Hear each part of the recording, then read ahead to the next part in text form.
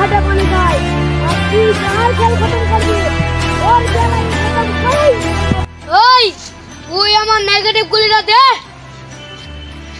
না আমি মত্তলা দিয়েছি তার সতেরো পর থেকে আমি একটু করবো না ওই ভেলপুর জেলার মধ্যে